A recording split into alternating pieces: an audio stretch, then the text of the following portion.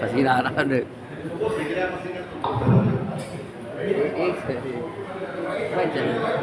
देखिए ये वर्णन समय चल रहा है।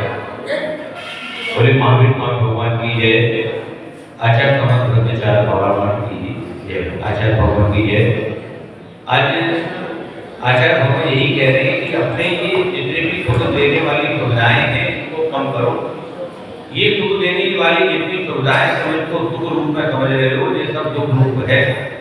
कि एक स्थान पर जहाँ पर आपको आदत पड़ जाएगी एसी की, कूलर की, पंखे की, और फिर कहीं ऐसे स्थान पर आपको रहना पड़ा, कभी जाना पड़ा जहाँ पर ना एसी है, ना कूलर है, ना पंखा है, तो वहाँ पर आपकी आत्मता व्याकुलता कितनी बढ़ जाएगी, कितनी तीव्र कथाएं का आश्रम होगा, ये सोचना चाहिए। इसलिए मंदिर में आके ये भावना आनी चाहिए कि कम से कम इनको सुविधाओं का प्रयोग करें। तो इतना अच्छा वर्णन किया है। जो गर्भवती होते हैं भोग के लिए अशन पान का, सैन स्नान का, काम के मन का, श्रवण गान का, कमन माल का, ललित गायेंगे लेपन का, वचन पान का, वचन मान का, शोभन भूषण धारण का, वर्त गीत संगीत प्रीत का, हृदय अतिशय भान का, घटिका में या दिन भर में या निच में निचवा कर में या पक्ष मात्र एक अयन में पूर्ण संपत्तर में या। खुले त्याग की भावना रखो।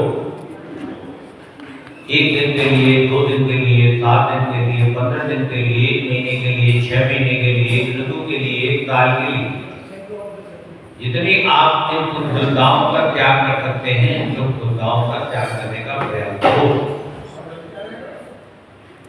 देखिए धन जितनी भी क्रियाओं में खर्च होता है, अधिकतम क्रियाओं में पाप का अर्जन होता है। एक मुनि महाराज के आहार के निमित्त हेतु जो धन का हम लोग व्यय करते हैं, केवल वही एकमात्र पुण्य को इकट्ठा करने का साधन है। इतना बड़ा साधन हमारे आचार्य भगवान ने हमें ग्रंथों के द्वारा बताया कि हे श्रावक, तू पुण्य का आश्रम कर। पुण्य के आश्रम के बिना तेरे जीवन में कुछ भी अच्छा घटित होने वाला नहीं है। और पुण्य का आश्रम केवल एक ही वस्तु से होता है, देव का गुरु की सेवा। चौथा कोई कारण नहीं है। देव का गुरु की जो श्रावक हमेशा सेवा का ध्यान रखता है, पूजन का ध्यान जाता है, उसी के जीवन में सर्वाधिक पुण्य का आश्रय होता है। जिस किसी को भी उसके पुण्य से बहुत अच्छे कोठियां मिली या बहुत अच्छी गाड़ियां मिली, तो आगे के पुण्य को पुण्य में बदलने के लिए कार्य करो, क्योंकि वो पुण्य तो पाप को जलाने वाला है। जितनी भी क्रियाएं, जितनी भी महंगी से महंगी गाड़ी आप लोग समाज में प्रतिष्ठा पाने के लिए हम लोग सभी लोग लेते हैं, वो केवल पाप का आश्रम कराने वाली है। जितनी बड़ी कोठी होगी उतने ज्यादा कर्मचारी होंगे, उतने ज्यादा सफाई के साधन होंगे, उतनी ज्यादा हिंसा होगी, उतने ज्यादा आनंद का प्रारंभ होगा। केवल एक ही कार्य ऐसा होता है जिसमें पुण्य का आश्रम होता है। यदि उसी घर में साधु के निमित्त से सफाई होती है तो पुण्य का आश्रम होता है, साधु के निमित्त से आहार बनता है तो पुण्य का आश्रम होता है, पर अपने लिए आहार बनता है तो पाप का आश्रम होता है। इसलिए आचार्य भगवान ने शास्त्र के माध्यम से कहा कि अपनी धनलक्ष्मी को, अपने भाग लक्ष्मी को साधु की सेवा में लगाओ। निर्धन साधु की सेवा, जिसके लिए देवता भी तरसते हैं। जितनी मतलब देव बनने के लिए व्यक्ति क्या नहीं करता, लेकिन देवताओं को भी साधु को आहार देने की परमिशन नहीं है, और ना साधु को देवताओं के आहार से परमिशन आहार देने की, क्योंकि उनके पास संयम नहीं। साधु को, एक संयमी साधु को आहार वही दे सकता है जो स्वयं संयम को धारण करने में सक्षम है। जो स्वयं संयम को धारण करने में सक्षम नहीं है, वो साधु को आहार देने का पात्र भी नहीं है। तो यहाँ पर संयम की बात चल रही है कि इस गुण ग्रंथ में आपको कैसे संयम करना है, तो विस्तार से बता रहे हैं। भोजन का अर्थ प्रसिद्ध है, घोड़ा आदि को मान कहते हैं, पलंग आदि को शयन, स्नान का अर्थ प्रसिद्ध सब जानते हैं। अपवित्र वस्तुओं के संपर्क से रहित वेदन आदि विलेपन को पवित्रांग प्राग कहते हैं। ये अंगराग, अन्य तिलक आदि का उपलक्षण है। अंगराग के साथ जो पवित्र विश्लेषण किया गया है वो दोषों को दूर करने के लिए दिया गया है। या महाराज कहते हैं जो खुशबू के लिए वस्तुएं प्रयोग की जाती है उनके त्याग से है, इसलिए शतोष औषधि तथा अंगराग का निराकरण होता है। कुसुम का अर्थ हम जानते हैं, फूल को कहते हैं, तांबूल माल को कहते हैं, बसंत वस्त्र को कहते हैं, कटक आदि आभूषणों को कहते हैं, काम सेवक को मन्नत कहते हैं, जिसमें गीत संगीत नृत्य वादित होते हैं, संगीत कहते हैं, जिसमें केवल गीत होता है, नृत्य और वादित नहीं होता उसे गीत कहते हैं। इन सबके विषय में समय की अवधि को लेकर जो त्याग होता है वो नियम कहलाता है। इसमें पर्टिकुलर टाइम के लिए सभी वस्तुओं का जो गृहस्थ इन गुणवत्ताओं को लेकर त्याग करता है तो नियम कहते हैं। चारों दिन में एक घड़ी एक पहर आदि काल का परिमाण का त्याग करना आज का त्याग है। दिन और रात्रि का अर्थ हम जानते हैं। 15 दिन को पक्ष कहते हैं, 30 दिन को माघ कहते हैं, 2 महीने को एक ऋतु कहा जाता है और कहते हैं एक ऋतु के लिए मेरा त्याग।